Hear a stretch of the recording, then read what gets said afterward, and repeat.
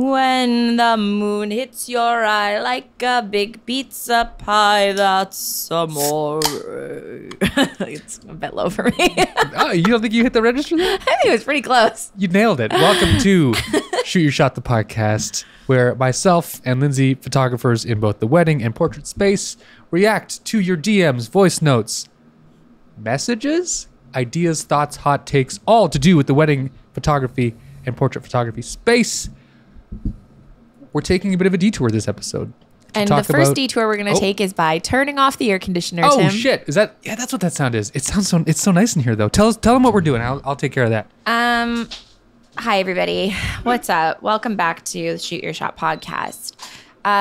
Tim and I are taking a detour today. We're going down a new path. I don't think it's that different from the path we typically go down. It is and it isn't.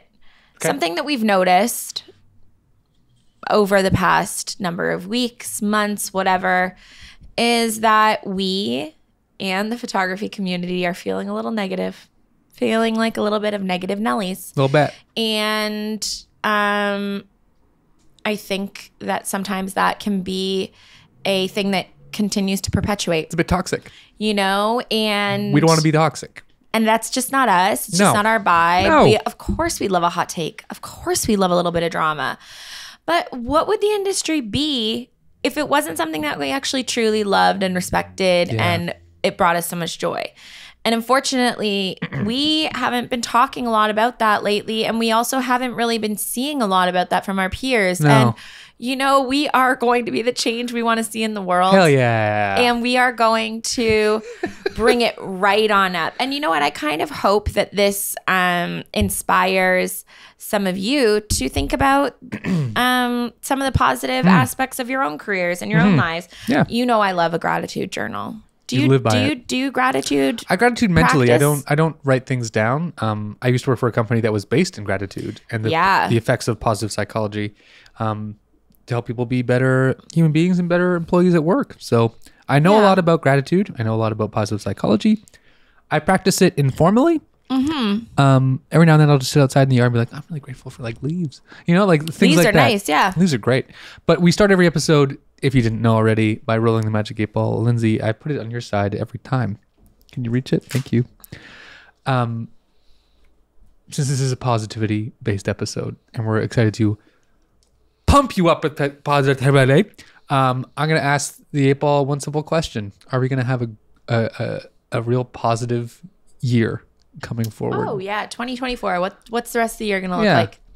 Positivity will reign, true and free. Is 2024 going to be a positive year for all of us? We're still tapping away. Make sure this works.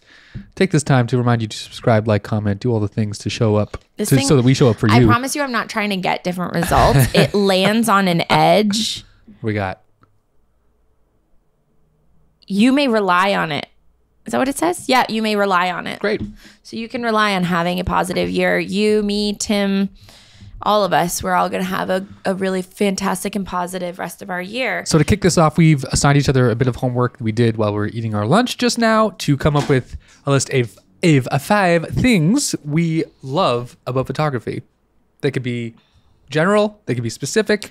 Yeah, we didn't really. The essay is up to the user. So, yeah, we didn't really go. I want to hear yours. Want to hear mine first? You go with one. We'll go back and forth. Okay, we'll volley. 100%. Okay, so I made mine in descending order, and then I'll start with the bottom, work my way up because I feel like that's a nice way to do. Let's go. Do things. So you made an order. Okay, well I didn't. I thought about the order of them, and like this seems obvious. So like I'll start at the bottom, work my way up. So I'll cut to my camera here. Number 1, with a bullet. I think it's an incredibly important field of art for humanity, photography. It's been around for a couple hundred years now, the art of taking photographs of people and places and moments in time. And there are literal photographs that have changed the course of the world because they've been shared with the global community and they've changed the way we do things as a society, global or otherwise. And while I don't feel necessarily that my photos have changed the world necessarily in like the grand scheme of like some of the big photos of the planet that we've taken, whether it's like Pale Blue Dot, the one taken from the Hubble telescope, or the Odyssey Discovery telescope, the one that's like the furthest distance from the planet now, took one last photo of Earth, or like the photograph of that child in Africa, like bent over, dying with a buzzard behind its, like that changed a lot of people. So awful. Yeah. So many photographs. I've taken none of Vietnam of children. Yes. Running the kid on the napalm. Anyway, those aren't mine.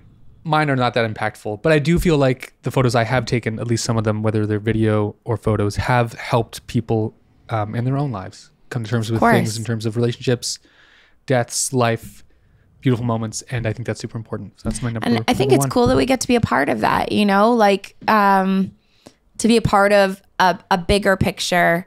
Like you said, neither of us have ever taken a photo that has hit the world in such a way. Can I say that you have? If you don't know, go back to 2017, 18. There was It's a good question. I actually don't remember the year at all. Syrian refugees. And one of the brides, you had her dress malfunctioned, and the neighbor of this bride was a Syrian refugee who came over, who was a seamstress, a master seamer? Master tailor, yeah. Master tailor. I can't get that wrong. Master tailor who literally saved this woman's day by sewing her into a dress. And that made headlines, dude. That was global news.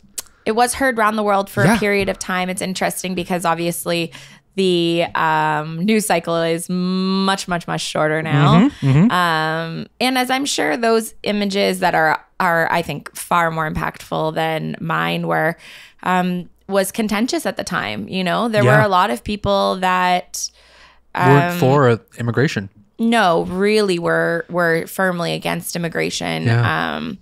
Really didn't understand the birth lottery, essentially, that we won by being born in a country without much conflict. So thanks, Tim. That's really kind of you to say. It did feel like it was a really tough time. Being the photographer of that. I'm not a war photographer. I'm not. You were that day. I'm not built for that shit. You know what I mean? Like they were adjacent. Like I'm sure we talked about this before on the podcast, but like I got a call from CSIS after that. Really? I didn't know that. From Let's unpack this. I shouldn't say.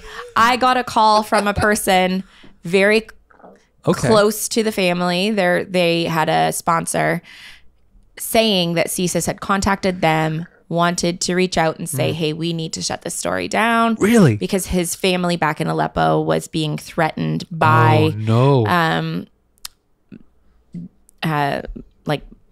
I don't know, essentially terrorists in Syria. And it was not what I was prepared for. I thought that I was, making a political statement, and hey, along with any political statement, you're going to you fucked around and you found out what comes around there. I didn't know that. That's wild. I don't regret it. I don't regret doing it. For American listeners, CSIS is like the CIA of Canada. Yeah.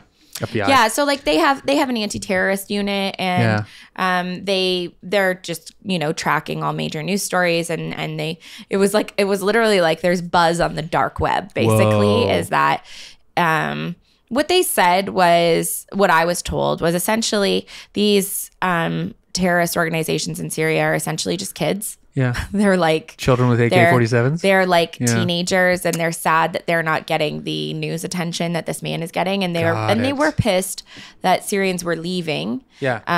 Because Canada, and they didn't want to be part of the conflict there. Yeah. And so they're basically teenage boys with raging hormones and emotions, but also terrible weapons and have been raised in states of conflict their entire lives. Not to get too negative, because it's a positivity podcast. No, but did anyone threaten you? Were there anyone angry at you for taking this photograph? Oh. Yeah? Oh, yeah. Let's not get into it then. It got really dark. Yeah, It did get really dark. I had people messaging me saying, that I was glorifying this, and that I was ruining Canada. Wow. I had a woman actually, like, I don't want to get dark, but I had a woman message me and tell me that she was so triggered by the post and the story of it that she was threatening to end her own life. What? Over it. Yeah. It got so crazy. Wild.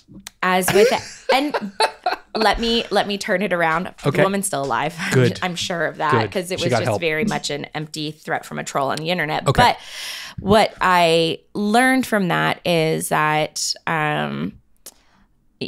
we are part of a bigger picture. Even though we are taking wedding photos, we are documenting this period in time of, and not just wedding photos. I know you and I both photograph lots of different things. I photograph commercial work and family work and all kinds of different things. And the stories that we tell, although sometimes are just silly and frivolous and fun, and sometimes we call them content, and that's just like the most offensive thing ever, but that's what we're creating here. We are part of a much bigger thing, which Tapestry. I truly appreciate. Yeah. And do you ever go to like museums? Like, do you go to like galleries when you're traveling ever? I try to. Yeah. Whenever we can. And I think that when you walk into a gallery or Museum. specifically a museum, like Taylor and I went to Asia, a bunch of different parts of Asia on our honeymoon, and Vietnam was one that really stuck with me. And we did a lot of touring around there and went into some different museums. And the fact that photographs being printed, huge, they can still impact you in such a way. No, I don't think that we're impacting people on such a global scale, and generally not with political things, because usually if we're doing something political, something's gone horribly awry in the wedding world. But we get to be a part of this much bigger thing. Yeah. And I will also hazard to say that the money that wedding and portrait photographers put into companies like Nikon and Canon is what has pushed those companies forward to be able to create better equipment for the photographers that are actually making really impactful work. Because as much as I think media journalists and all of that are doing phenomenal work, they're generally not on the they're not on the side of needing new gear every 6 months or whatever. Yeah. Or taking nearly as many photos as we do. and they maybe are not investing. It would actually be interesting to know. But I would hazard to say, just based on the conversations I've had with people at Adobe, that the wedding and portrait space makes up a huge chunk of the dollars being put into the photography museum ecosystem. You mentioned museums. Sorry to go back a bit, but I remember Kelly and I were in Canmore for the last Focal Nautic conference. Yeah. It was in Banff. We stayed in Canmore for a couple of days. It was lovely. And we went to the, we were bored. We were just like touring around town, farting around town, like just a bunch of millennials do. And we're like, oh, what's cool? What's here? And we saw that there was a mining museum in Canmore because it was a mining town initially. As we went in, and there was these, it was like, the room was like twice the size of this for the museum. I'm like, okay, cool. They got some cool stuff. They had like a VR headset thing you put on. You get to be inside of a mine, hear the sounds of it, see people's lunch boxes and stuff. It was very VR. But then they had some photos that were blown up, life size, that were probably taken on like a 35 millimeter. And you got to see like a guy standing there with his pack and his outfit. And I'm like, that's a real guy that existed. And I wanted to know so much more about him. I wanted to see like the brands he was wearing. I wanted to know like everything about this guy outside of just one photo that was randomly taken on a work day he was at. And I'm sure he was like, what is this for? This is nonsense. But it really is a lasting thing. Like I look back, 100 years from now, and everyone who knew that guy is dead, but this photograph exists. And that's kind of like a living legacy. So it's really super important. All the more reason to print your photos. Yes. To like organize your photos well, right? So that when we're no longer here, other people can find them, and archiving your images well. It's important. All right. You go. I'll share one with you here. Mine's very simple, and it's not quite as deep as yours. Well, they don't have to be deep. Mine are not deep. I really like documenting joy. I think that that's just nice. Like, I just think that that's like, what a fun freaking thing that, I get to show up to the best moments of a lot of people's lives. Yeah. Even if the thing that I'm photographing is a hard day, it's still a joyful overall thing. So like for example, a family session, even if the family shows up frazzled, maybe they got into an argument on the way there, the car was just packed with chaos, and the kids kids were fighting. They showed up 20 minutes late for the shoot because somebody lost their shoe on the way there, whatever. So many things happen. In that one window of time, you're truly trying to document them as they are. Yeah. And most of my families, I'm very fortunate. Most of my clients are really joyful people, right? Like we're not usually getting hired to photograph really somber things for the most part. We're not in the funeral photography space. You touched on it. Like it's even though the moment leading up to that, getting to the location to do family photos was chaotic. Once they arrive, it's like, oh, all that was for this. And then they get to focus all their energy on the thing, which is just existing while you take photos. Yeah. Which is wild. You know what? Actually, I'm going to share one thing with you, Tim. Hit it. That made me smile this week. Okay. So I try to screenshot when my clients send me like things that I'm like, that's nice. That's a nice thing. Yeah. And I put them in a folder called Love Notes. Oh. And they're not necessarily always like, oh, we love the photos. They're fantastic. Like you're the best thing ever. Sometimes it's just like what the photos meant to them, or even it could be, I'll take a screenshot if somebody has like done a really nice job of hanging and printing their photos over the years or whatever, right? Something that just makes me feel like, oh, that's a nice thing. Lovely thing. Yeah. So I photographed this couple's wedding during COVID. They had a backyard wedding downtown Kitchener. It was so beautiful. And then I shot their first child's newborn photos, and they just had a second baby. In between their first and second baby, the bride's father passed away really unexpectedly. And it was really, really close to the time that her second baby was going to be born, which is just awful. You know, like that's hard life stuff. That's really sad. Yeah.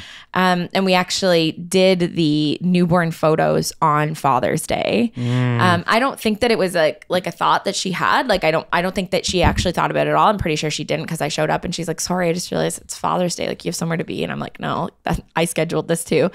So that was sort of poignant. Yeah. Anyways, I sent her the photos and she sent me this back, and I'll read it to you. Okay. Lindsay, these pictures, heart. Thank you so much for your time and for these incredible memories. After everything that's happened with my dad, it's really zeroed in on what's important. I wish we all had 1 million more pictures together like these ones. Shout out to you forever. Come on. And after, I found out that her father passed away, and, you know, it's actually really such a bummer. Sometimes I see people's posts and I know exactly what's coming before I even read the caption. Yeah. But I see a photo from someone's wedding and I see, you know, maybe it's a black and white or something like that. And it's like the bride and her dad on her wedding day. Yeah. And the one that one of the ones that she posted was them hugging and him like looking over her shoulder, and it was just like his face, and it was just such a sweet moment. And I remember shooting it. And they had like a beautiful, like sort of quasi first look moment at their wedding. And I just remember being like, man, they have such a beautiful and special relationship. Like they really did. Like it was actually quite memorable, the relationship that she and her dad had. And I remember like loving that so much. And actually, to go back to what we talked about on the last episode about how important those sort of COVID weddings, how much they meant to people, because this is what this is about. Like this is the getting together, the loving on your people, your life. Right? Yeah. And what's really lovely for me to hear from her is that like this shoot was actually quite chaotic. Okay. Their toddler was not having it. And I mean, as this goes for most people, so I hope, you know, no one thinks like I expect a toddler to behave well. That just doesn't happen. It's a child.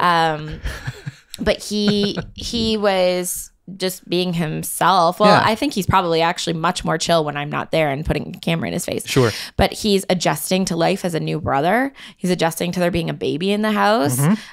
He's probably taken on some of the sadness and the emotion that's been surrounding their home for the last little bit. Now we're in a field with a stranger? No, I was at their home, but he was like, you know, smashing cars around, going and pouting off in corners and stuff, like just toddler shit. Yeah. And I can't tell you how happy it makes me that I just kept shooting through it. Yeah. I just kept documenting it because I was like, this is life. This is what your life looks like right now. So we should obviously do that. Yeah. Like we're going to get moments, and we did. We got some really like phenomenal moments of them all looking at the camera and him cooperating and doing all those things. Amazing. But I included and I shot through all of the chaos until we got to the joy and the jumping on the bed and all of those really cute little things. Yeah. And to receive a message like that of her saying like, she didn't even comment on like, sorry, he was crazy. I would hope that she never even has to say that. Because to her, she's saying, I just wish we had a million more photos with all the people we love looking like themselves. As they do in the moment. Yeah. Yeah. So documenting joy and just like, you know, getting to be a part of people's lives in that way is like really, really stellar. And yeah, maybe we're not shooting the next like Pulitzer? Pulitzer? Reach out in the comments. Let us know how to spell that and what it means. That no, might you're not right. even be the right thing. I have actually no but idea. But it's moments in people's lives. Maybe we're not shooting something that, you know, the Wall Street Journal is going to call for. But we should. To someone, yeah. that is their Wall Street Journal moment. Absolutely. You know? Yeah. And that's just what a freaking treat. What a joy. Yeah. What about you? Let's go. Let's riff. I want to hear your next one. Keep going. Check that one off. I hope everybody's just feeling the love fest that we're sharing here. Please. I hope it feels nice. And reach out in the comments, whether you're watching this on YouTube or even leave us a review on Apple Podcasts, wherever you choose to download and listen to podcasts. And let us know your favorite things about photography. We'd love to hear them in whatever public form you feel like sharing them on. My next one, I wrote this clearly because I can't read it. He still can't read. It so it's has fantastic. helped provided me. Oh, this is perfect. This is why he takes pictures, because he's actually illiterate, folks. I swear I'm not dyslexic, but sometimes I feel like I might be. You're in a the little past. tired. That's okay. Let's hear it. It's provided me with money and a lifestyle that I could have only dreamed about as a younger version of myself. Yeah. If I think about all the places that photography and cameras have taken me through the community, people I know and love, I wouldn't believe it. I would think that that's only the things you read about. I've been to countries I never thought I'd see. I've seen moments between people I never thought I'd witness that you just hear about in stories or movies, and they're real for the most part. And it's incredible. It's provided me such an incredible perspective on humanity as a whole and the global world, because the cameras take me places that I never thought I'd be able to go.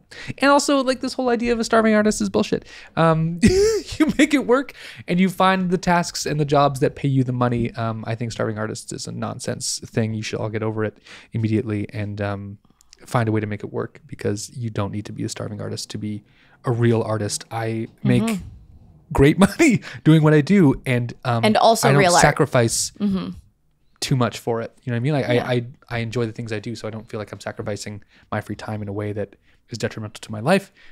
I love it. It's a lifestyle choice, and it's something I really leaned into. Aside from working part-time at Blockbuster, it's the greatest job I've ever had. Working part-time at Blockbuster, dude, you have no idea. Is a really close second. You have no idea it's a really, how good that job was. I can't even imagine. It was the best. Did you frequent Blockbuster? You did, right? Of course. Were you at my Blockbuster? Where'd you go? Were you in Laurentian Hills? No. Then no. No, we were on Highland. Oh, no, on Highland, Fisher Hallman and University. That was ours. Oh, no. That's a bougie area. Resurrection Plaza. Yeah, Beechwood area. You get it. I just made an absolute mess of my headphones. But it has. It's brought me around the world. And You went on a safari. I went on a safari in Kenya with your husband, which was lovely. You're telling me. No, it is actually funny. I remember at one point I said to my mom, like, you know, I do still have pinch me moments that this is what I get to do. I still have those pinch me moments like quite regularly that I will look at, you know, my life and be like, is this for real? Yeah. And it's easy, unfortunately for me now, to see some of the stressors that come along with some of those things. And like mo money, mo problems, unfortunately, is sometimes a real thing, because when I didn't have any money, I didn't have any of the concerns about, like, how much money am I gonna have to give to the government? Well, I didn't have that concern because I didn't have any money to give them. Or even just keeping up a lifestyle that you have that you're used to, right? And once you've made that lifestyle, then you always have to figure out, like, well, I don't want to sacrifice that. Sure. And I wouldn't want, you know, the embarrassment of losing my business, or like, there's a lot of sort of like head stuff that comes along with it. And pride, right? Like we have a certain level of pride in our work and our businesses, and along with that can come a little bit of fear. One of the things I realized last year, thank God, through like sort of conversations with my own therapist, Karen, God bless her, was that I had lost like the audacity that I had when I was in my 20s because I had nothing to lose. Okay. I had nothing to lose financially. I had nothing to lose time-wise. I had nothing to lose like in my relationships. Like I just felt like this is a no-lose situation. It's really only upside, and the risks weren't all that big.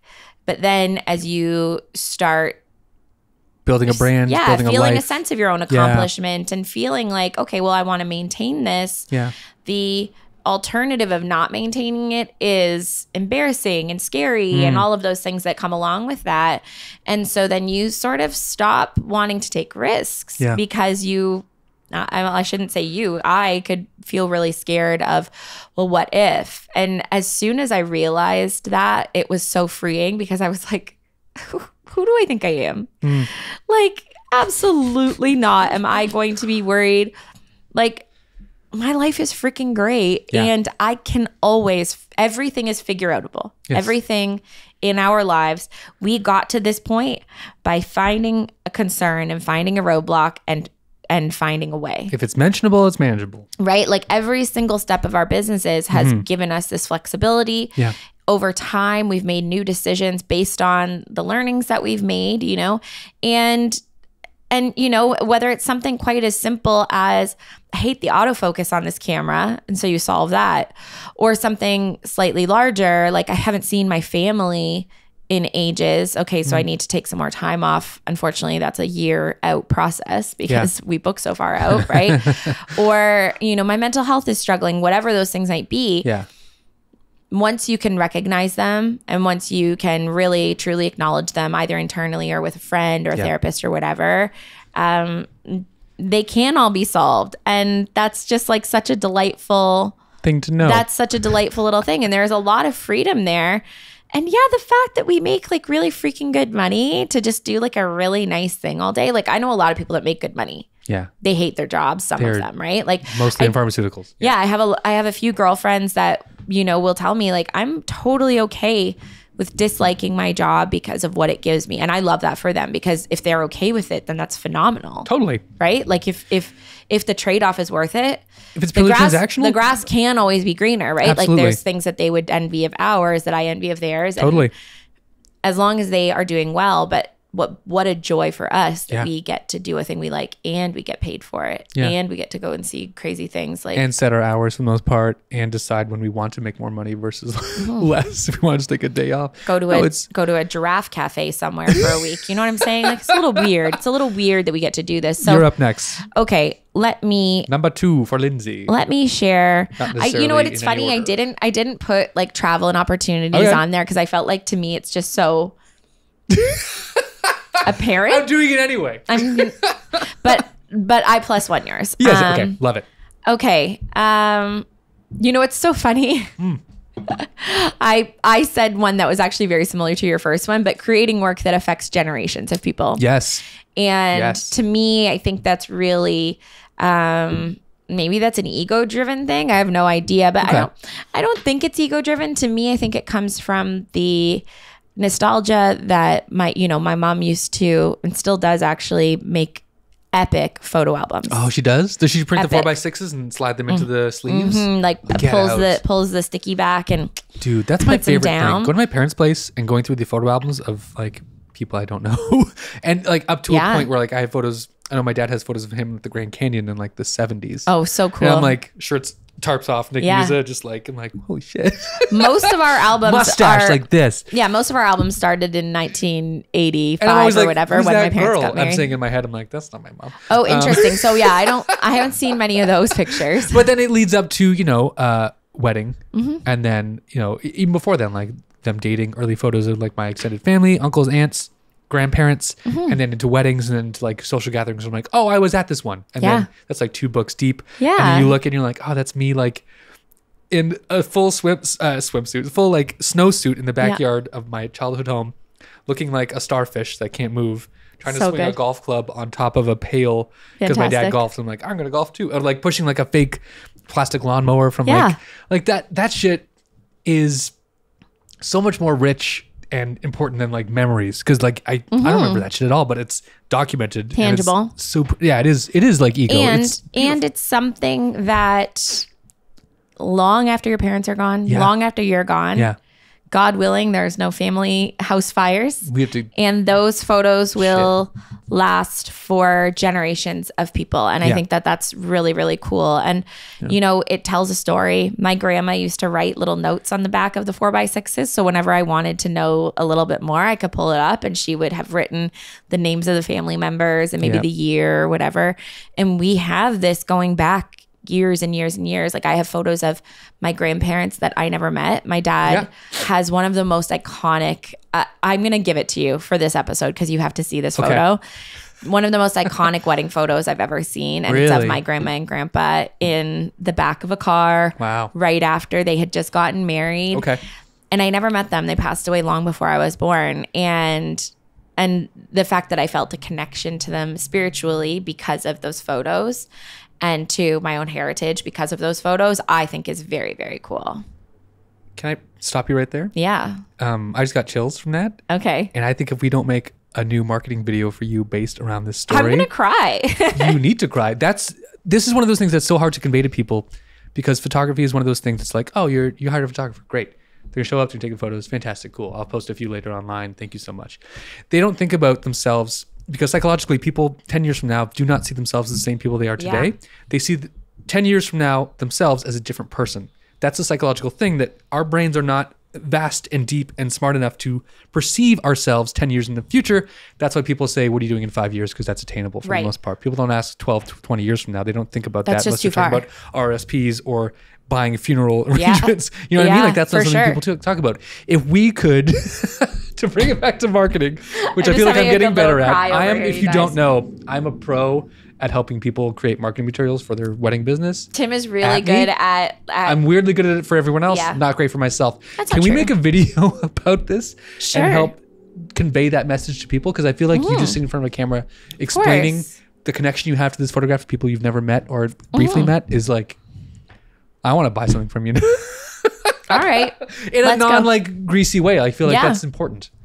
Yeah, no, I just think it's really incredible that, you know, generations of people later, I can look at that photo and I can see my cousin's face in my grandma. And, you know, there's facial features in myself that I can see in both of my grandparents and my brother and of people that I've never met and I didn't know. And yeah, that's really, really cool. Like what an absolute gift. And I think I actually have the original of that photo, which is crazy that my dad trusted me with that because he gave it to me when I was a child. Give it to me now. I'll put it up on the screen right now. I'll just put this as a placeholder so people can see. That's where that's going to live. Okay. Look at that. It's beautiful. I haven't seen it yet, but I'm sure it looks great. I'm sure it's going to be gorgeous. Yeah. Wow. Okay, Tim, you go. You go. You said we weren't going to get deep. We're like tearing up here. This is madness. Okay. This is nice. This is a little bit lighter, which is good. Are we going to cry? No. We might cry. It's the community of photographers. I'm going to cry. I get to meet and hang out with. Yeah. Are we all just having a cry? Oh my God. Yeah, between you and like Taylor and Liam and Sam and people like I've met from around the world at conferences like WBPI or way up north recently. Like I'm part of a greater community than myself, which is beautiful. So it is cool, especially as, you know, solopreneurs. What an awful word. That word is such an ick, man. Like, wow. The only thing I hate more than that is a mompreneur. And I don't hate mompreneurs. I just hate the term. It's disgusting. You know, it's so funny, Tim, that you said that. I will sort of do a plus one to that. Please, and I love said a plus one. The passion of the photography community. And that's the good, the bad, and the ugly, man. Truly. You want to spend some time on social media, you share one opinion that shouldn't be a real, like that's divisive or and there will be somebody that has like just the most extreme reaction to it. Yeah. And it can be good. It can be really supportive. It can be fantastic. It can be bad. It has gotten bad on, you know, on social platforms. Ever since social platforms were created, photographers have been crazy. Yeah. Basically anywhere where photographers can feel a certain way, a type of way about something, they will, and they will let it be known. And I don't always think it's a bad thing, actually. I don't. I think I think it's just evident that we all truly are really deeply caring people. Yeah. And that our jobs aren't just jobs, right? Because if they were just jobs, literally no one would care. Yeah. Right? Like if there was no emotional value to it, people would be like, it's transactional. Who gives a shit? Literally don't care. But they care so much about the art. They care so much about the craft. They care so much about the business, and they care so much about the clients and the receiving end and the experience. Regardless of the type of photography that you're offering, whether it be headshots, weddings, everything, events, like all of it. If you are taking a single photo of a person and you call yourself a photographer in one way or another, I guarantee you've got some serious passion behind you. And I think that passion is what brings us so closely together, right? Like it allows us to have such really deep and meaningful conversations at photography conferences with people that like outside of those spaces, like maybe like people like Sam Hurd, who's like one of our closest friends, and we don't speak to him really through the week, like Monday to Friday. We're not just like having little chit chats back and forth or anything. I mean, to be fair, I don't really chit chat back and forth with anybody unless it's about reality TV, but but one of our closest friends, one of our dearest friends, we don't even necessarily agree on everything, which I think is phenomenal. I love that. But we have some common interests. We have common respect for each other and common respect for the art and the work that we all do and produce. Yeah. And I just think that's a real little delight. It is. It's good. No, it's been incredible. Let me see. I'll see if I've got one more for you. Okay. Kicking stuff over. I want to change the lighting to like something a bit more bright. Ooh, oh, it's kind of green. I didn't hate it. It was nice. The like this? It's like a sickly green. No. This one. Orange, too orange. Which one do you like? If you want to find out what is actually happening. That one I like. That one. Okay, we're just on I like this the one. blue. Yeah, we're just changing up the light in here, you guys. We're on YouTube. Check us out. Sorry, you were going. No, yes. You know what? It's funny because I feel like we've actually touched on most of these things in here throughout the course of our riffing here. One of the things I'll just say my next two together, please, for the sake of time, and also because they're very similar. One of them is I love creativity in all forms. And I think that going into photography, I had, especially early days, I felt like I needed to figure out what my style was and, niche down and really get specific about like my what makes you different. Yeah. But what I realized during that process was that what makes you different is so many things. It's not just the end product of the photo that you've made. Right. It's the entire experience from start to finish of a person finding you and interacting with your work and maybe referring you to a friend or becoming a client. It's the choice to do a certain type of photography or not do a certain type of photography. Even within that same type, like think of wedding photography, even within wedding photography, there's elopement photographers, there's adventure photographers that are not to be confused with elopement photographers. There's intimate wedding photographers that it would be different somehow than elopement and adventure photographers. There's like big ballroom photographers. There's like outdoor, really natural light and airy. There's dark and moody. There's studio photographers. There's just film photographers. Yeah, there's film photographers. There's photographers that dare to do photo and video, those psychopaths. Lunatics. There's photographers that do tons of off-camera lighting. There's photographers that won't touch a flash to save their lives. Within one specific thing, it is a choose-your-own adventure of epic proportions, which can be terrifying. Very much so. Personally, I think it is one of the most freeing and like just delightful feelings for me when I don't get overwhelmed by that, when I look at it piece by piece and step by step of not even just what am I going to do this year? Sounds insane to me. When you're saying, people can't picture themselves 10 years out, I can't picture myself for a year.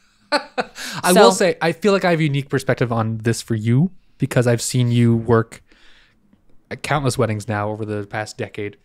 We've been working together, which is wild, 2014. As much as you feel like you're not evolving or you can't see yourself 6 months down the road, I have seen you stand firmly in your style, which is so much more than the images you deliver, like you say. It's more about how you hold yourself and represent yourself and the ideas and the feelings that you want people to take away from as an experience working with you. And that's something that you can't sell, sadly. We can't put that on a billboard or into a pamphlet and help people understand it until the day actually comes. They When you're working with experience it, them, and you whether it's just hope that- families, yeah. weddings, corporate, like they get it once they're receiving You hope it. that someone's referred you and told them like in their own words, Yeah. or there's a good review or something like that. But yeah, I like the choose your own adventure-ness of it all. I really do. I like that it's creativity in every single form. Yeah. I like that there's so many ways that you can challenge yourself. And then the next one that I put on here, which is my second bullet point, which was I like that I can constantly evolve and grow and challenge myself when I want. And I truly appreciate now, and sorry to those of you that are in your first few years that haven't quite gotten here yet. Yeah. But I do appreciate that I can chill also. Yeah.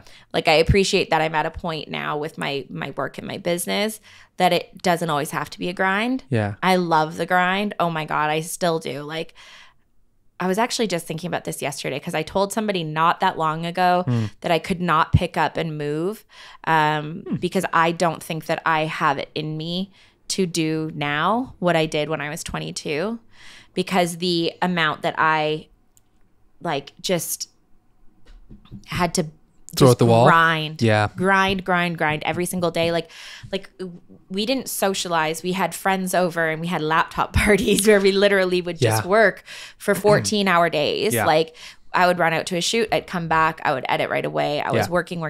I was chasing my tail constantly. I was always behind.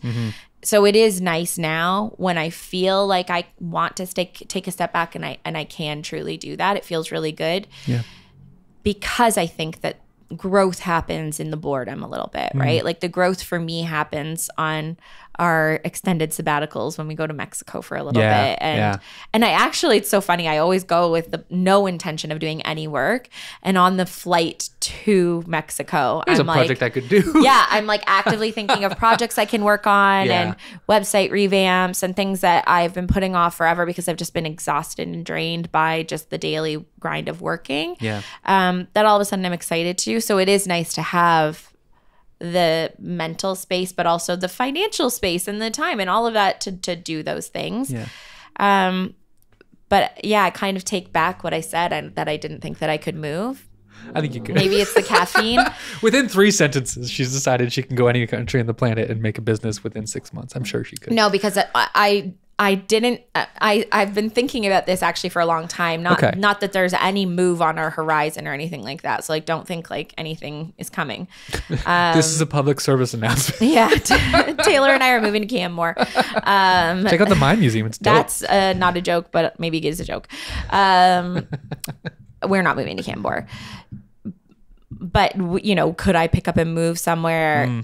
I think I'd be lying to myself if I didn't think I had it in me to do it one more time. Absolutely, you could. Absolutely, yeah. Absolutely, 4 more times. I mean, I've got a portfolio now. Yeah, you're a global brand, before. dude. I had nothing before, so yeah. What I do have now is a little bit more audacity again. The audacity's coming back up. Back. The audacity meter is high for me. Yeah. What's Spiking. Do you have a last one, Tim? I have a last 2. Okay, one let's is one hear we 'em. already touched on, but I'll not leave us with the typical one that. And I'm people sorry to usually everybody say. that's watching me on video What's right wrong? now. I sniffles? need to take a Reactin. No, Here, I don't jump have the on me. sniffles. I'm just itchy. I'm like my face is itchy. Okay. Yeah. Well, So jump on my camera. at least That's it doesn't smell, or it doesn't smell. It doesn't sound. Doesn't sound like It doesn't smell. It doesn't sound like I'm sniffling. Yeah. I just am literally so itchy. So I apologize to everybody watching me do that. Okay. Yeah, it's Well- probably the back room, honestly. Yeah, honestly, something's died Look in at here. Jose curled up in a little ball over there. Barely see his eyes. Want to see what it looks like? He is back there. Oh, what an angel. Okay. Okay. I'm going to touch on one because I'm a boy and I like my toys. Gear. Stop. As much as it is bullshit. That's a joke. It's not. Gear, and I'll I will discuss why it's important for me. Okay, I'll listen. I like Judging cool you. new gadgets. I like things that help me create in different ways, and literally couldn't be a photographer without a camera, without some kind of light source to point it at and photograph people, moments, things. Gear is important, and people will tell you it's not, but without it, you wouldn't be doing a job. You'd be writing things down as a I'm writer. not suggesting and I am that not we a don't great need writer. gear. I know you're not suggesting. I'm just saying people say it's not important. It is important. It's one of the things that early on inspired me to keep going. When I picked up my D90, when I was working at a job 12 hours a day in TV at YTV. I was soul-sucking work. I picked up a camera because I was bored and I wanted to do something creative, and picking up a D90 with a 50 millimeter 1.4 was like, oh, I can get cinematic looking super bokeh images. I'm like, that is inspiring. That to me, holding a thing that was like, oh, this is like quality. Like this is a good camera as opposed to the ones I had growing up as a kid. I agree with you. A new thing is really... It's so fun. So fun. So much fun. So we get to play with some really cool toys. Yeah. You got a new lens and you're like, holy I have shit. 3 flying You have cameras. a helicopter. I have 3 of them. Wow. Shouldn't have one. You're rich. I don't fly them near people because it's dangerous. You should. You should. But it's one of those things that brings me back in when I'm feeling low, when I'm feeling like... Mix it up a bit, you know? Use a camera a different way, or just even sit on the couch and play with it and just like take pictures of Kelly where she's like, don't take my phone right now. I'm like, this is just for the memes, just for me. Like it's those things that bring me back in. I'm a very tactile, kinesthetic learner, and cameras are great because they're basically just massive fidget spinners that make you money. I agree with you. You're totally right. Honestly, the X106 has done that for me this year. Yeah. Sorry to everybody that can't get their hands on one, but it truly has done that for me this year. It has just reinvigorated me to, in the same way that I was with my AE1, my Canon AE1, the film camera that I've been messing around with for the past few years. The X106 has been the thing that's getting me excited about taking pictures again, and I really like that. So that's fantastic. What's your next one? Last one I have is, I don't want to leave us on like a gear's amazing. I'm a gear idiot. Gear. So we didn't leave it there. I swapped things around. And this one's this is a nice way to leave it, I think, as an episode. Every weekend and every project I go to and photographing and taking video, I get to meet a whole new swath of people. I get to meet people who are joyous about an occasion, an event, an idea, a project. And they're just so open and happy for the most part. I haven't had a bad day because someone had a good day. Does that make sense? Like No. Let me rephrase that. Every time I show up to an event or a wedding and I'm photographing it, it never contributes to myself having a negative mood. It always boosts me in some way. It's actually so true. And another part of that is working with new people all the time is such a good use case and test case and example of how, as different as human beings are, we're all pretty much the same. We all want the same things in life. We all want to celebrate with the people we love the most in quality time. Get away, fly. We all want quality time with each other, and that's like the basis of why we do most things on this planet. So it's been really reaffirming for me as a human being on the planet to know that we're all just, hunting after the same thing, which is good times with people we care about. Yeah, to be seen and valued and people care about you. It's all very important. It's interesting that you say that, Tim, because that's actually one thing that I didn't touch on that has been incredibly valuable to me, and really, really, like, more so I would say from the business side of things, but photography is my business and back and forth of those things. So one of the things that I would say is that when I had a job, my day and the outcome of how that day was. So if I come home and my mom or my dad or my partner or whatever would say, "How was your day?"